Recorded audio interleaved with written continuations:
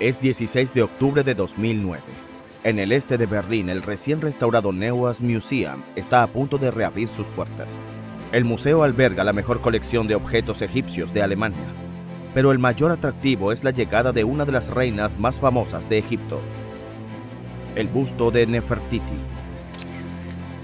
Se trata de una obra maestra que ha estado expuesta en el antiguo museo de Berlín durante 20 años. Ahora Nefertiti se muda de casa para convertirse en la atracción estrella del Neues Museum.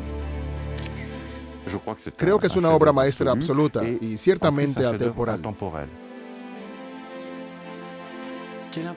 Es realmente la perfección y lleno de valor estético. Se ve la belleza perfecta. ¿De dónde viene? Su vida la convirtió en una absoluta estrella. Es un poco lo que le ha sucedido a la obra de la Mona Lisa. Es un ícono de la cultura egipcia. Nefertiti tiene más de 3.000 años. Su rostro impecable se conserva con sumo cuidado. Que esté en tan buen estado es uno de los enigmas de la historia de los descubrimientos arqueológicos. Pero la fiesta se ve aguada por una noticia procedente de Ginebra, ampliamente difundida en los medios de comunicación, según la cual el busto de Nefertiti es falso. La controvertida afirmación se produce tras una investigación de 20 años dirigida por el escritor e historiador Henry Stirling. No tengo ninguna duda de que se trata de una falsificación, una copia, algo falso o un modelo. Lo que primero hizo sospechar al académico fue el excepcional estado de conservación del busto de Nefertiti cuando fue descubierto. El objeto era incongruente. No se parecía a ningún otro busto egipcio de hace 3.300 años. Para el historiador Henry Stirling, el busto de Nefertiti está demasiado bien conservado o, como él dice, es demasiado nuevo para ser verdad.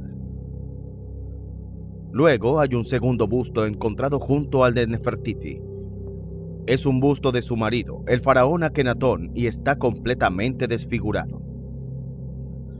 ¿Por qué habría tanta diferencia en el estado de los bustos que fueron encontrados al mismo tiempo en el mismo lugar? ¿Es Nefertiti una falsificación? En Montpellier, en el sur de Francia, el arqueólogo y egiptólogo Marc Gabold, que también es experto en Nefertiti, examina las afirmaciones de Stirling.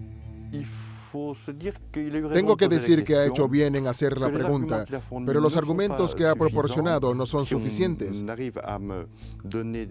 Si puede darme argumentos científicos sólidos de que es una falsificación, entonces lo aceptaría. Ciertamente hay algunas dudas.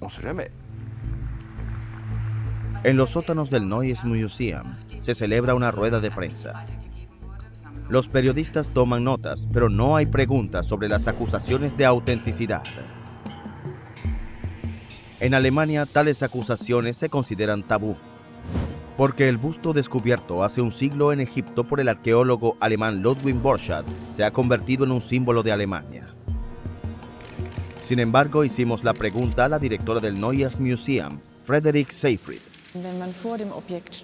Cuando uno se encuentra ante el busto, ni siquiera se plantea la pregunta. Es evidente que es auténtico. La verdadera pregunta sería, ¿por qué sería falso? Numerosos arqueólogos estadounidenses, italianos, franceses han expresado sus dudas sobre la autenticidad del busto, pero ninguno de ellos las ha hecho oficiales. Así que hemos decidido organizar nuestra propia investigación. Nadie se ha atrevido a declarar abiertamente que el objeto es falso. Entonces, ¿el busto más famoso del antiguo Egipto es una farsa? Para averiguarlo, nos reunimos con los más grandes expertos, sometimos el busto a un detector de mentiras y repasamos la historia.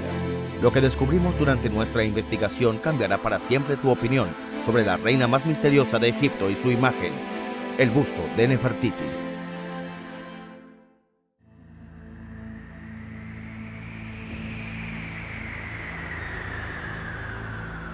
¿Quién fue Nefertiti? Es uno de los grandes misterios del pasado faraónico de Egipto. Generaciones de arqueólogos han rastreado todos los monumentos, revisando cada jeroglifo de cada columna y pared del templo en un intento de encontrar la más mínima evidencia de su existencia. Los arqueólogos remontaron el Nilo hasta el Karnak en busca de cualquier rastro de la reina Nefertiti en uno de los centros religiosos más grandes del país. En este laberinto de columnas y templos encontraron finalmente la primera imagen de la reina.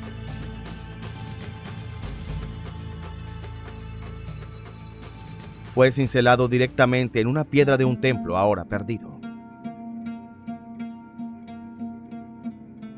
Pero nada se sabe de los orígenes de Nefertiti. Probablemente era egipcia, casi con toda seguridad la esposa del famoso faraón de la dinastía 18, el gran Akenatón. Nefertiti era la esposa principal de Akenatón. Era la única que tenía derecho al título de gran esposa del rey. Conocemos a las hermanas de la reina y conocemos a su enfermera, pero no sabemos nada sobre los orígenes de la familia de Nefertiti. Para ser honesto, tendría que decir que no lo sabemos. Es la reina de Egipto de la que tenemos más representación y documentos, pero también de la que menos conocemos. No se sabe quiénes fueron los padres de Nefertiti, pero lo que llama la atención es su notable belleza, con su rostro que a primera vista parece tan contemporáneo. Es gracias a su esposo Akenatón, el hereje y rebelde, que su nombre ha sobrevivido. El faraón ha pasado a la historia por haber impuesto a Atón, el dios del sol, como única deidad y deshacerse del resto de los muchos dioses egipcios. Durante su reinado en la dinastía 18, Akenatón hizo construir nuevos templos, muchos de ellos abiertos al cielo para permitir que los rayos benéficos del sol brillaran a través de ellos. En su nueva religión, Akenatón desarrolló un culto a la personalidad, ya que él y el dios sol gradualmente se convirtieron en el mismo ser.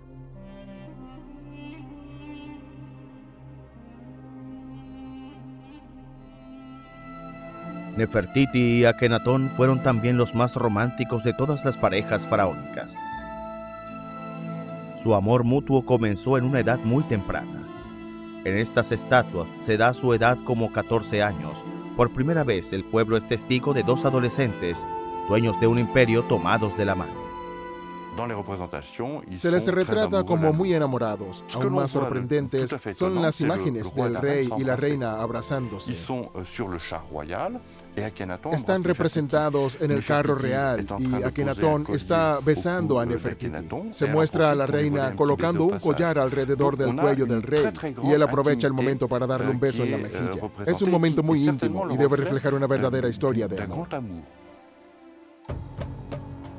En el 7º año de su reinado, Akenatón y Nefertiti se trasladaron a Karnak y se establecen en Tel el Armana, en medio del desierto. Allí construyen una nueva ciudad real a la que llaman Aketatón, que significa el horizonte del sol. La pareja más famosa de la historia de Egipto vivía en una ciudad moderna que se construyó rápidamente con espacios para 50.000 habitantes. Una ciudad salpicada de templos que no tenían techos. Akenatón y Nefertiti pasan gran parte de su tiempo adorando al dios Sol. Pero el reinado de Akenatón y Nefertiti durará solo 17 años. Después de su muerte, sus sucesores destruirán todo el rastro de su existencia y desmantelarán los palacios ladrillo a ladrillo. En menos de 30 años, la ciudad desaparecerá de nuevo en el desierto.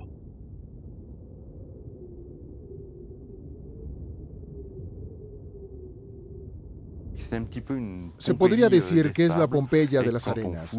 Cuando excavas a través de los edificios de la dinastía 18, la última vez que estuvieron ocupados fue durante la era de Akenatón, es decir, poco más de 15 años, y te da una instantánea de la vida en Egipto en ese entonces. Fue en este rectángulo desértico de 10 por 5 kilómetros donde el 6 de diciembre de 1912 el busto de Nefertiti emergió entero de la nada. Ludwig Borchardt nació en Berlín en 1863. Se convirtió en el arqueólogo más famoso de su época. Egipto, sus monumentos y su arquitectura fascinaron a Borchardt. En 1906, el arqueólogo alemán organiza una excavación en los restos de la ciudad de Akenatón. Un pueblo fantasma, según algunos, pero el sitio de un terrible acto de vandalismo para el arqueólogo. Borchardt es un verdadero detective y está convencido de que hará el descubrimiento del siglo, y el 6 de diciembre de 1912, rodeado de su equipo, descubrirá el hallazgo de su vida, el célebre busto de Nefertiti. La estatuilla tallada en piedra caliza fue encontrada a solo 50 centímetros debajo de una grava. Borchardt ha resucitado a una reina Technicolor notablemente realista. Pero ¿cómo hizo el arqueólogo Borchardt para que esta obra maestra apareciera de la nada? Antes de la llegada de los alemanes, la antigua ciudad de Akenatón había sido prácticamente el coto de los británicos y de su arqueólogo jefe Sir Flinders Petrie, que había dirigido importantes excavaciones en el lugar en 1891 y 1892. Había abierto tumbas, desenterrado los magníficos frescos de altos funcionarios y descubierto los cimientos de los palacios. Pero nunca habían encontrado nada parecido al magnífico busto de Nefertiti. Así que cuando la expedición arqueológica de Borchardt apareció, hizo que los británicos se burlaran. Están convencidos de que el alemán no encontrará absolutamente nada. Flinders Petrie ya había estado allí. Había puesto fin a las excavaciones de Tel el Amarna a finales del siglo XIX. Estaba seguro de que no había nada más que encontrar. Pero ahora sabemos que ese no fue el caso. Borchardt llegó a Armaná inicialmente porque la vio como una importante fuente de inspiración en la arquitectura doméstica. Pero en el fondo de su mente estaba el hecho de que tenía estrechas conexiones con el Museo de Berlín y más bien quería algo espectacular para atraer a Berlín.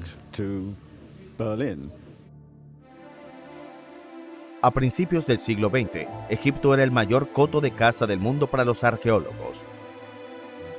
Prusia se había quedado atrás en la carrera por los tesoros. El Kaiser Guillermo ordenó a Borchardt que regresara con un trofeo cueste lo que cueste. Antes de que comiencen las excavaciones, el astuto arqueólogo busca el consejo de los principales anticuarios de El Cairo, muchos de los cuales hacen negocios con saqueadores. Le dicen que la parte de la antigua ciudad de Akenatón aún no ha sido excavada. Borchardt también es arquitecto y antes de llegar había elaborado planos del sector sureste que alguna vez estuvo habitado por artesanos, pero que no fue tocado ni por los británicos ni por los saqueadores.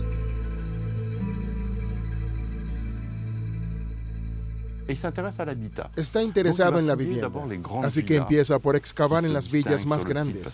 Estos se pueden distinguir en el sitio por pequeños montículos. Más tarde amplía la excavación para incluir todas las casas. Por un extraordinario golpe de suerte, descubre las oficinas y la casa del escultor Thutmosis, uno de los aspectos más destacados de sus excavaciones. Borchardt pronto se da cuenta de que se ha encontrado con una propiedad que incluye varios estudios de escultores. Emocionado, el arqueólogo decide cavar a través de cada centímetro cuadrado de los jardines. Y detrás de los hilos identifica la casa del artesano mayor, Thutmosis, el escultor personal de Akenatón y Nefertiti.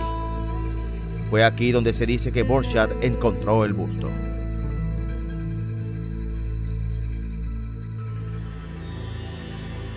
Intrigados, volvemos sobre los pasos del arqueólogo Ludwig Borchardt a un siglo después y buscamos la casa donde se descubrió el busto.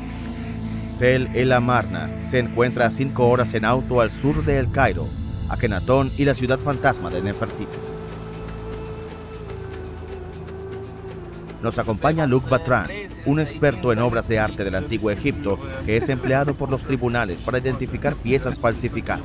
El arqueólogo egipcio Amada es el inspector general de la excavación de Tel el Amarna. Aquí, como pueden ver, está el informe de Borchardt sobre la excavación. Pero pueden ver, es el informe oficial realizado después de la excavación por Borchardt.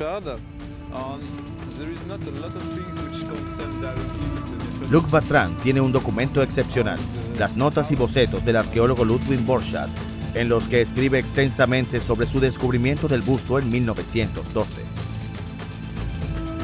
El documento será de gran valor para rastrear el lugar exacto donde se descubrió el busto de Nefertiti.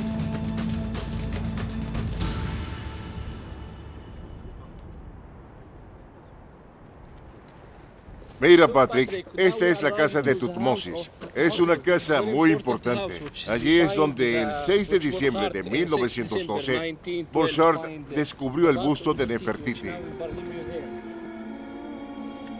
Esto es lo que queda 3.300 años después del taller de Tutmosis, el escultor principal. Es en una de estas habitaciones donde Borchardt, el arqueólogo alemán, supuestamente encontró el busto. Con el mapa, el arqueólogo Luc Bartram interpreta el yacimiento. Esto es bastante conmovedor, porque es la sala de recepción de la villa.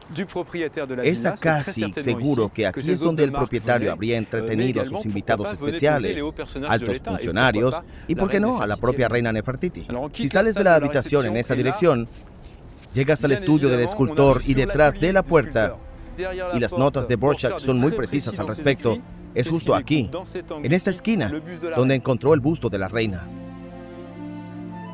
Así que, según Borchardt, Nefertiti estuvo aquí, enterrada durante más de 3.200 años, pero aún así tan realista. Y eso no es todo, porque la casa del escultor mayor de Akenatón resulta estar llena de tesoros. Borchardt descubre otras piezas, la mejor colección de bustos de la época, máscaras de yeso, extrañamente realistas y modelos de estudios como el de Akenatón. Un modelo incompleto y el famoso busto del propio Akenatón encontrado junto al de Nefertiti. Ludwig Borchardt dona todos sus mejores trofeos al Museo de Berlín. Pero en todo este cuento de hadas arqueológico hay un detalle que llama la atención de un historiador. Es un elemento que desencadenará una investigación digna de una novela policíaca.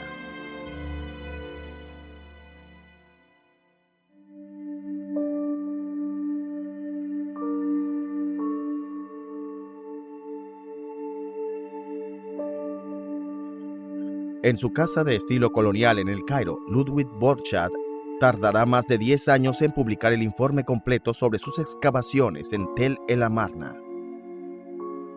Cuenta cómo encontró el busto de piedra caliza de Nefertiti y otro busto, también en piedra caliza, junto al del faraón Akenatón, con el rostro destrozado. En sus notas topográficas, Borchardt se cuidó mucho de anotar la ubicación del busto de Nefertiti. También marcó el lugar donde se había encontrado el busto desfigurado de Akenatón. Según sus dibujos, el busto de Nefertiti estaba en una estantería en un rincón del estudio. El busto de Akenatón fue el primero que se encontró en el suelo cerca de la entrada a la izquierda. Pero el paso del tiempo ha provocado que la muralla exterior se desmorone y con ella el busto de Nefertiti.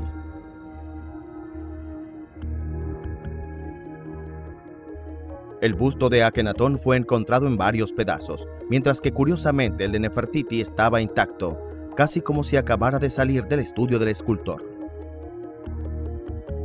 Toda la historia era puro engaño inventado por Borchardt. Esa fue la conclusión del historiador suizo Henry Starling, que había investigado el caso durante 20 años. Cuestiona el informe de Borchardt y concluye que Nefertiti era simplemente demasiado bella para ser auténtica.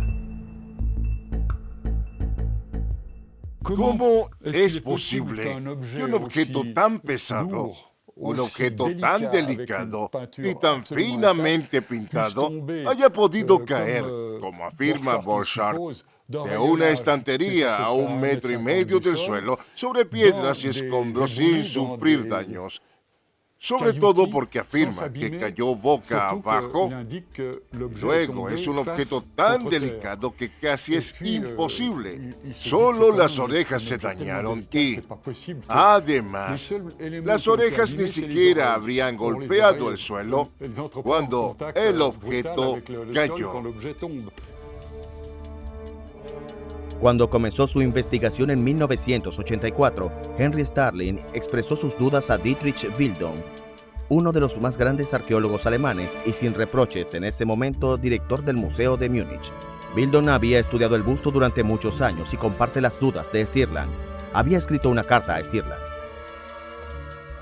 En él escribió que mi proyecto era válido y persuasivo. Permítanme citarles palabra por palabra. C'est exclusif.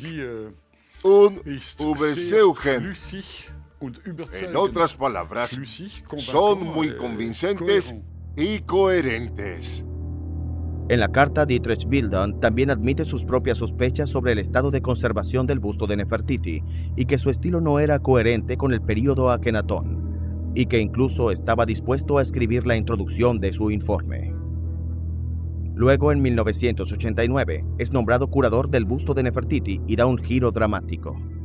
Y luego, de repente, Bildung me envía otra carta en la que dice que ha sido nombrado director del Museo de Berlín, donde se encuentra el busto de Nefertiti, y que todo el asunto había adquirido un significado diferente y que se estaba distanciando de la investigación y, por lo tanto, ya no podía involucrarse. Pero para mí, lo más preocupante fue cuando dos representantes vinieron de Berlín para persuadirme de que dejara de investigar. El historiador Henry Stirling no es alguien que se deje intimidar fácilmente y continuará su implacable investigación, aunque ahora totalmente aislados. Fascinados por esta historia, regresamos a Berlín para reunirnos con Dietrich Bildung. En la víspera de nuestra entrevista, el experto en arqueología decidió cancelarla. Volvemos a llamar fingiendo que no hemos recibido su mensaje. ¿Aló? Hola, soy Bildung. ¿El señor Dietrich Bildung? Sí. Llamo porque tenemos una reunión programada para mañana sobre Nefertiti y quería saber a qué hora podemos reunirnos. Me niego rotundamente a hablar de ese objeto, ni por aquí ni por email. De lo contrario, tendré serias dificultades. Más tarde nos enteramos de que las autoridades alemanas han prohibido formalmente a Herr Bildung hablar sobre el busto de Nefertiti o mencionar la investigación de Henry Stirling.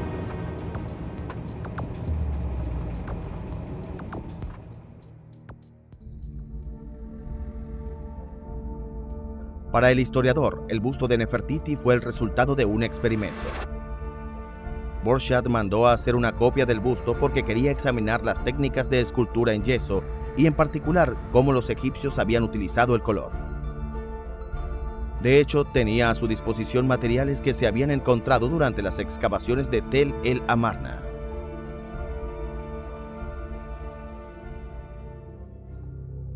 Tenía todo en el lugar. Bueno, ya sabes que el yeso es bastante fácil de hacer y es imposible salir de él. Y la piedra de la que está hecho se encuentra en todo Egipto. Es el país de la piedra caliza. Puedes usar un pedazo grande de piedra caliza y luego hacerla del tamaño que necesites, poner el yeso y luego dejar que el escultor haga su trabajo y haga una buena copia. Tenía un gran número de rostros que podía copiar de objetos auténticos que se habían encontrado. Como este busto, el modelo inacabado pero auténtico de Nefertiti, que también fue descubierto en el taller de Thutmosis, tiene rastros de carbono que muestran lo que aún faltaba por esculpir. ¿Utilizó Borchardt un modelo como este encontrado en el lugar que luego habría pintado?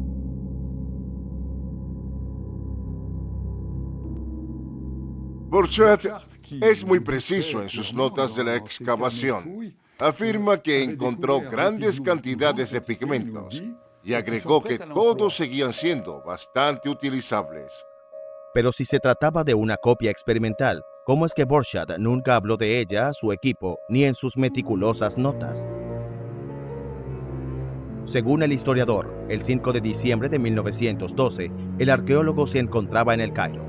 Se entera de que una de las familias principescas de Alemania está de paso y quiere visitar sus excavaciones arqueológicas.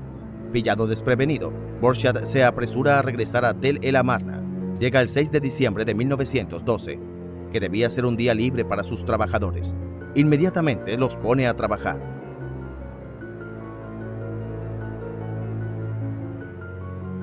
Más tarde muestra con orgullo a sus altezas los frutos de su trabajo. En un exceso de celo, uno de los capataces de la excavación, un egipcio llamado Senussi, desaparece brevemente durante la visita y luego regresa con el busto de Nefertiti. Los miembros de la realeza están encantados con tal obra maestra, y una fotografía inmortaliza el momento, dejando a Borchardt aparentemente sin tiempo para explicar que era una copia y no la real. Henry Stirland afirma que la foto es lo que atrapó al arqueólogo.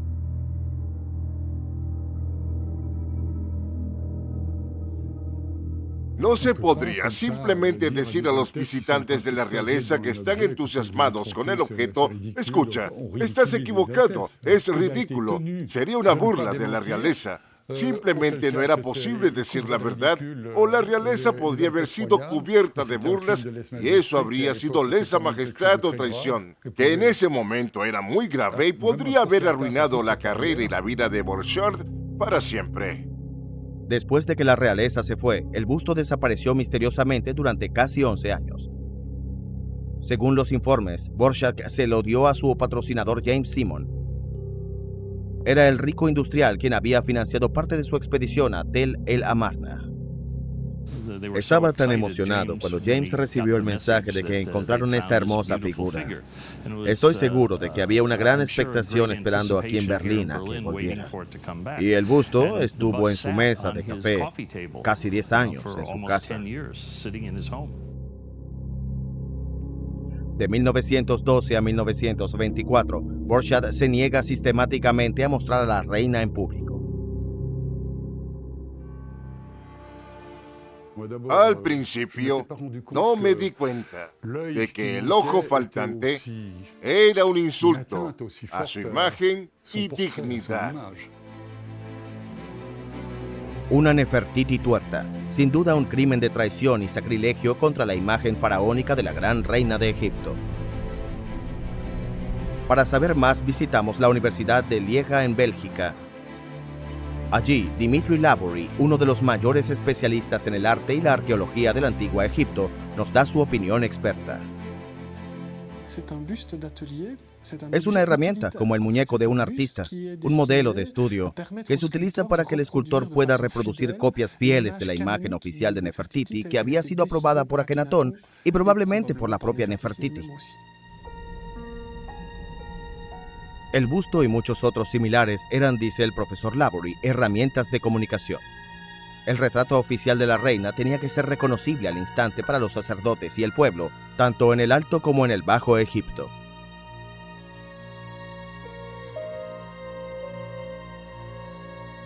En cuanto al hecho de que faltaba un ojo, según los expertos, se trataba simplemente de otro modelo para mostrar la profundidad exacta que fue necesaria esculpir para incrustar correctamente los ojos de Nefertiti. Dimitri Laborie dice que el busto real era un modelo de estudio típico del estilo de la familia Akenatón.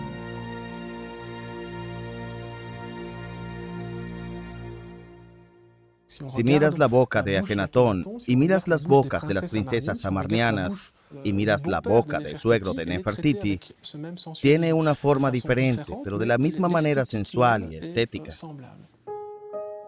De hecho, el argumento clave a favor de la autenticidad del busto había sido refutado por uno de los mejores egiptólogos de Alemania, Rolf Krauss. Lo que sabemos es que el busto fue hecho de acuerdo con un conjunto distinto de proporciones. No cualquier proporción, sino la del dedo egipcio. En Gran Bretaña y Estados Unidos, el pie y la pulgada se utilizan en el sistema de medición. Los egipcios usaban el dedo como punto de referencia. Para crear un nuevo busto, se cree que el escultor de Akenatón primero elaboró una cuadrícula de referencia para los escultores de todo Egipto. Cada línea se basa en el ancho de un dedo. El busto de Nefertiti debía corresponder a estas medidas. Rolf Krauss también demostró cómo ciertas secciones transversales correspondían sistemáticamente a puntos anatómicos faciales precisos. La base de la nariz, por ejemplo, o la boca. De esta forma se calibraría la longitud de la cara con la base del mentón al tocado. Está hecha en base a una cuadrícula de proporciones calculadas sobre la unidad de medida egipcia de 1.875 centímetros del dedo egipcio. Está construida métricamente, pero el falsificador de la época tendría que haber sabido usar el centímetro egipcio y no el moderno. La cuadrícula proporcional habría permitido la producción estandarizada del busto de Nefertiti en todo Egipto. Al parecer, los falsificadores de principios del siglo XIX no eran conscientes de ello. Pero hay otra anomalía que es una prueba más de que el busto es falso. Los hombros están cortados verticalmente. Los brazos del busto estaban cortados verticalmente y, aparte de algunas raras excepciones, no es algo que se vea en el arte egipcio. Los bustos se cortan horizontalmente a la altura de los hombros y no verticalmente. ¿Es el busto de Nefertiti con los hombros cortados verticalmente la única obra de este tipo en la historia egipcia? Para buscar una respuesta, volvemos al Neues Museum de Berlín. La directora Frau Ziefried dice que hay otro ejemplo de un busto cortado verticalmente. Es este, también descubierto por Borchardt en 1912, y que forma parte de una colección de objetos que nunca se ha expuesto al público. Molesta por el escándalo creado por el libro de Stirland, Frau Ziefried rebuscó en todo el almacén del museo para encontrar el famoso busto, o al menos lo que queda de él. Sí es posible ver otros ejemplos de bustos con hombros cortados verticalmente. Este procede de las excavaciones de Tel el Amarna. Todavía se puede ver la línea que muestra el eje central y se pueden ver claramente los hombros cortados como los de la reina de color. Por lo tanto, existe un segundo busto con el mismo corte de los hombros. En la disputa entre expertos, ¿es este un argumento lo suficientemente fuerte como para demostrar finalmente la autenticidad de la reina Nefertiti?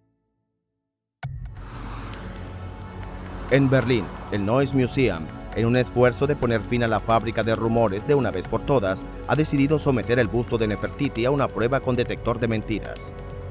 ¿Puede la ciencia finalmente demostrar que es genuino? El busto ha sido trasladado a un hospital de Berlín para someterse a un escáner. Lo que Nefertiti tiene en su cerebro finalmente será revelado. La primera observación es que el busto está formado por un bulto de piedra caliza, un bulto cubierto de yeso, método que permitía al escultor o falsificador cambiar ciertas partes del busto.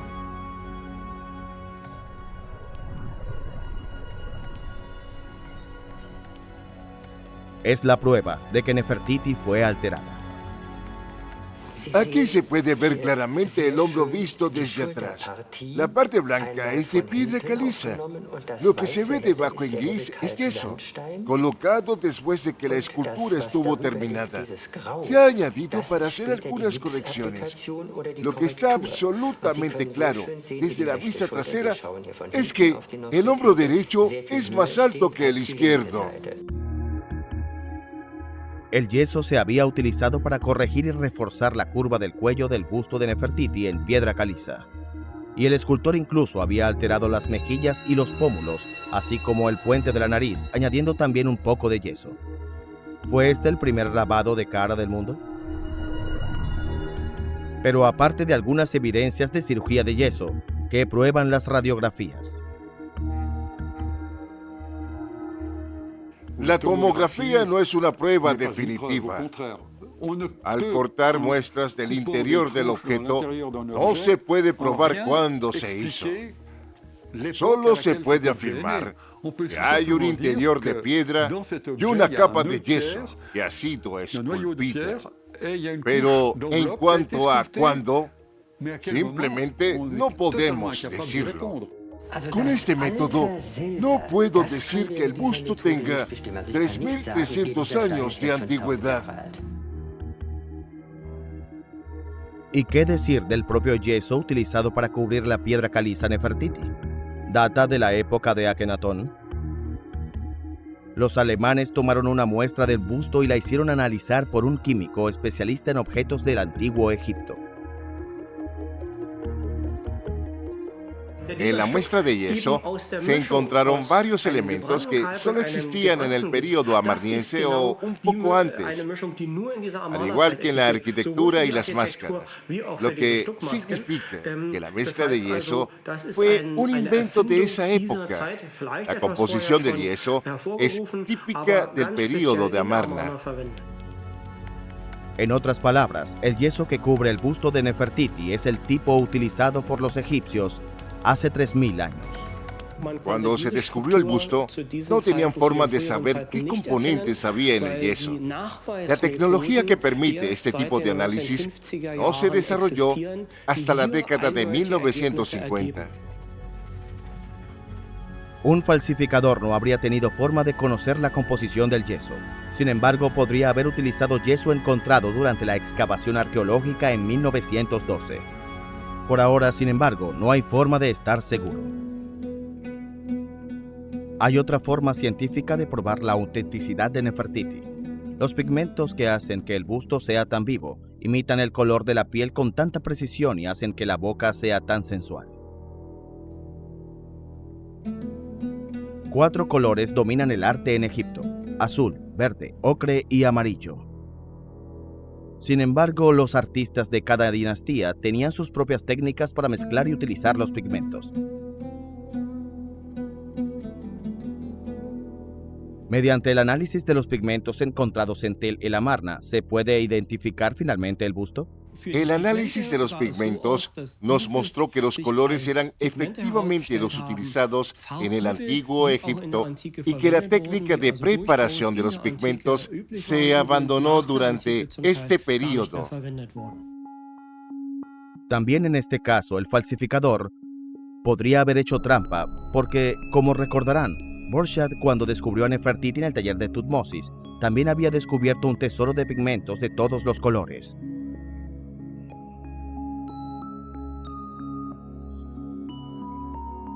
Había amarillos, ocres rojizos, ocres claros y el famoso azul lapislázuli. Al final del reinado de Akenatón, cuando los escultores y artesanos abandonaron sus estudios en Tel el Amarna, se llevaron consigo las cosas más importantes. Una gran parte de sus reservas de pigmentos, por supuesto, pero habrían dejado bastantes atrás. Suficientes pigmentos, tal vez para decorar a una reina. Entonces, ¿Nefertiti es real o falsa? Los expertos no tienen dudas. Todas las pruebas científicas e históricas son categóricas. Los materiales son todos auténticos. Pero queda una cuestión, una contradicción, una sospecha. Ninguno de los materiales con los que está hecho permite datar el busto con precisión. No existe ninguna tecnología que pueda datar las esculturas de piedra. Por lo tanto, la reina Technicolor de la eterna juventud seguirá desafiando a la ciencia en los años venideros. Y como todas las grandes damas de la historia, ocultará su edad. En la primera parte del siglo XX, los aficionados entusiastas jugaban a ser exploradores siguiendo los pasos de los arqueólogos. El descubrimiento del busto de Nefertiti por Ludwig Borchardt desató una locura particular por todos los objetos que datan de la época de Akenatón. Desafortunadamente, rara vez estaban disponibles, pero eso significaba que los falsificadores se mantendrían ocupados.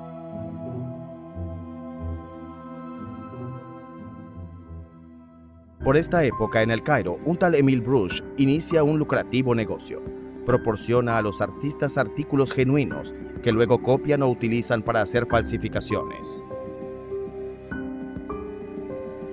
Es casi demasiado fácil, ya que en ese momento Brugsch estaba a cargo de la tienda en el Museo de Antigüedades de El Cairo. Durante un tiempo, el museo permitió que los miembros de su personal, en particular los restauradores, se llevaran algunos objetos a casa para estudiarlos, por así decirlo. Algunos de los restauradores se convierten en falsificadores notablemente consumados. Hoy en día su identidad es en gran parte desconocida, aparte de algunas fotografías raras como esta imagen de 1910 de los falsificadores conocidos. Uno de ellos es Paolo Dingley, de Malta, pintor, escultor y falsificador. Dingley ejerció sus habilidades en casa. Curiosamente, Ludwig Borchardt era conocido por visitarlo regularmente.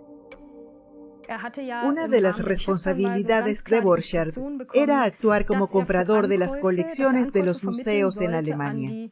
En aquellos días, la falsificación era un negocio floreciente, por lo que era crucial no comprar las cosas equivocadas.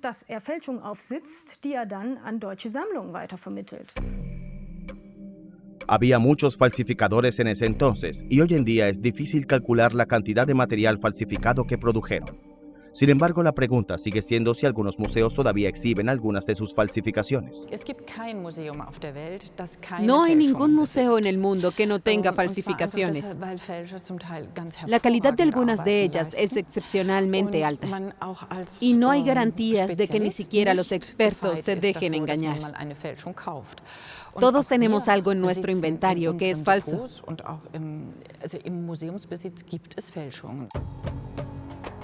Falsificaciones que en su mayoría se remontan a la década de 1920. El Cairo moderno y sus 16 millones de habitantes. ¿Todavía hay falsificadores tan talentosos como la generación anterior en la ciudad? Para obtener la respuesta nos pusimos en contacto con uno de ellos. Luc Vatran, arqueólogo y experto en falsificaciones, nos acompaña cuando salimos de El Cairo hacia Memphis.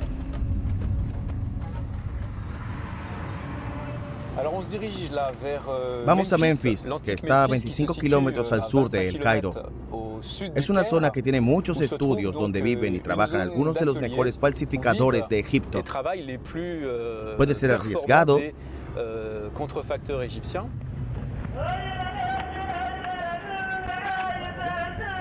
Tenemos que tener cuidado, pero hablando árabe deberíamos ser capaces de ganarnos su confianza con bastante facilidad.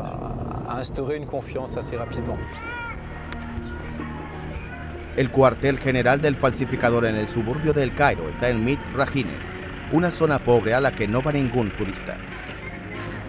Para establecer contacto con los falsificadores, nos hacemos pasar por compradores actuando en nombre de coleccionistas ricos. Mudir aún no tiene su propio estudio. Trabaja desde su casa.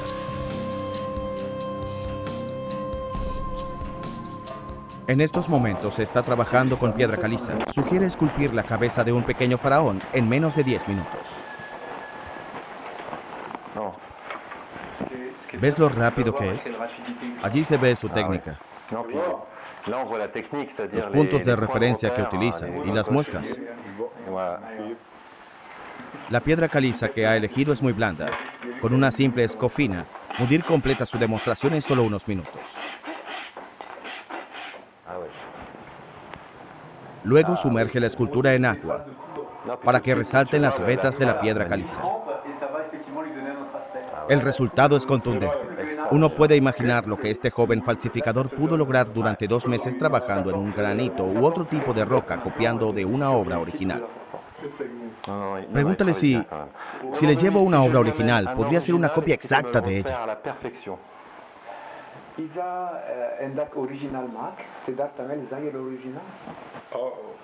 Sí puedo copiarlo, no hay problema. Puedo mostrarle algo que he hecho si quiere. Para convencernos de que sería un buen proveedor, Mudir nos muestra un busto en granito rosa que está utilizando para afinar sus habilidades y que ha copiado solo de una fotografía. La piedra que utiliza Mudir tiene 3000 años de antigüedad. Sin duda, engañaría a los expertos. Pero, ¿de dónde viene? ¿Cómo se puede conseguir una piedra que se remonta a la época de los faraones? La respuesta se encuentra a poca distancia de la casa de Mudir. Se trata de las ruinas de un templo que data de la época de Ramsés II. No es el único, es solo parte del gran templo de Pad de la época de Ramsés. El sitio se encuentra abandonado y sin supervisión en el centro de Mid Rahine, una mina a cielo abierto para los falsificadores. Los restos del antiguo Egipto están ahí para ser recogidos. En unos años no quedará nada. Todo habrá sido saqueado. Solo falsificaciones esculpidas en las piernas de Ramsés II o en esta columna de jeroglíficos. Estas al menos son genuinas.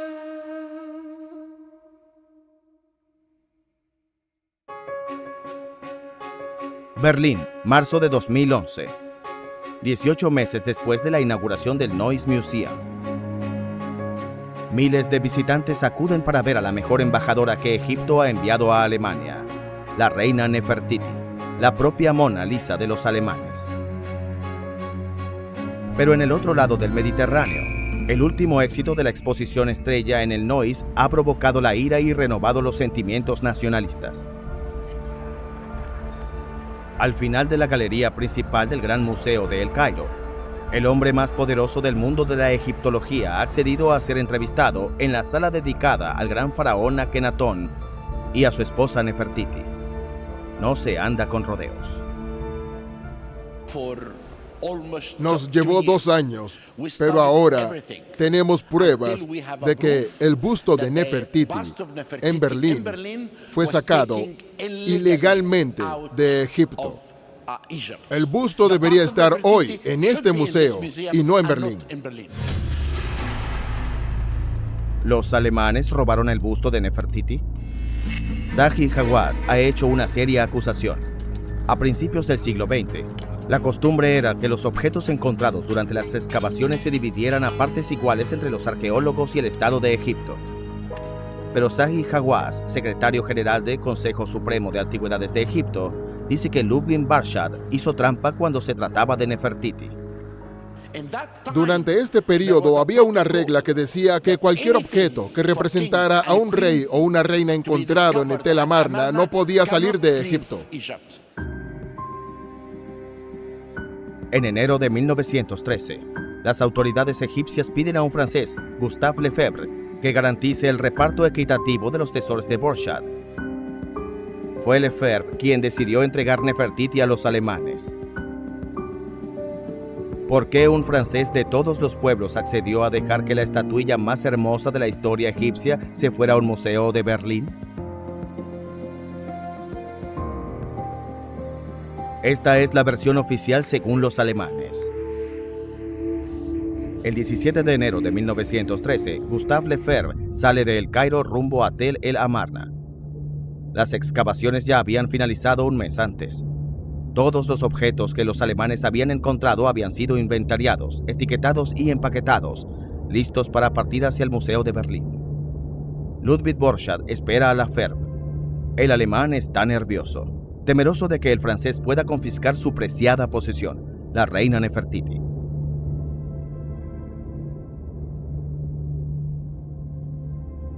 Sabemos lo que pasó esa noche gracias a Bruno Guterbock, testigo presencial del reparto del botín y uno de los colegas de Borchardt. Describió lo sucedido en detalle en una carta.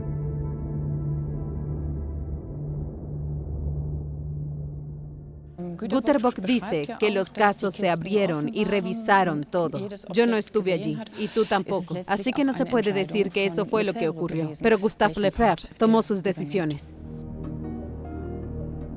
¿En qué se basó Lefebvre? ¿Por qué permitió que los alemanes se llevaran el busto de Nefertiti? Según el testigo, Guterbock, Borchardt superó al joven francés. Sabía que Lefebvre no le interesaban las esculturas, sino que era un experto en escritos antiguos. Para evitar que Lefebvre hurgue en el estuche en el que había empacado a Nefertiti, Borchardt le muestra el objeto número 1, que dice que es su principal descubrimiento. Una tablilla de piedra coloreada que representa a Akenatón, Nefertiti y las princesas. Lefebvre aprovecha la oportunidad para estudiar las inscripciones jeroglíficas. Según el testigo, Borchardt solo presentó fotos en blanco y negro de las esculturas. Bustos de las princesas. Y por supuesto, el de Nefertiti. Un retrato majestuoso y real que es impensable que Lefebvre no se hubiera dado cuenta de que este objeto tenía que permanecer absolutamente en Egipto.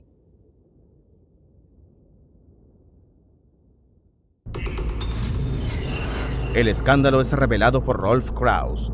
El excurador del Museo Egipcio de Berlín decide revelar los detalles de cómo se compartieron los objetos. Afirma que Lefebvre nunca examinó el contenido de las cajas de embalaje y que nunca le mostraron la foto de la reina Nefertiti, sino otra foto en su lugar.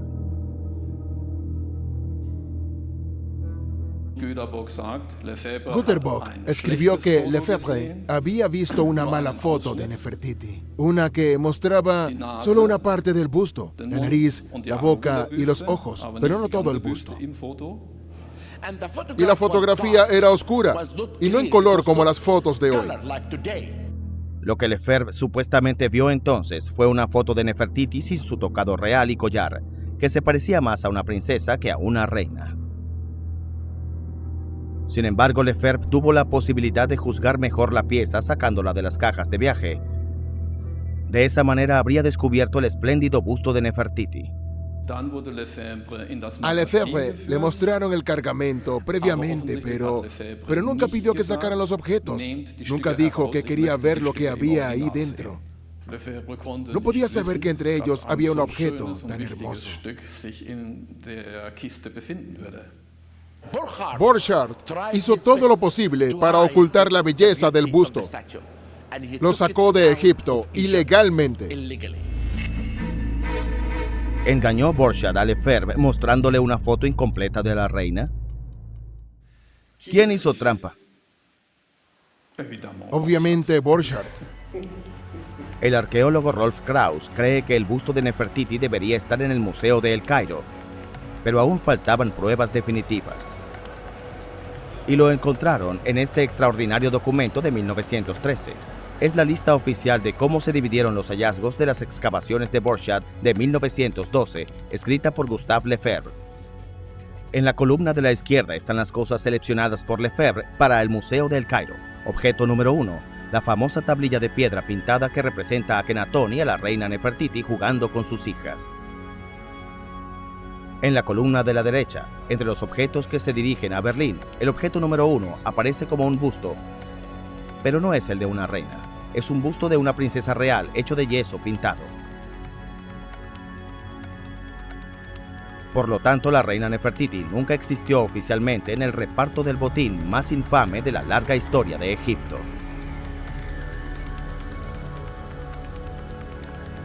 ¿Volverá alguna vez a ocupar su lugar como reina de Egipto, dejando solamente su sombra real?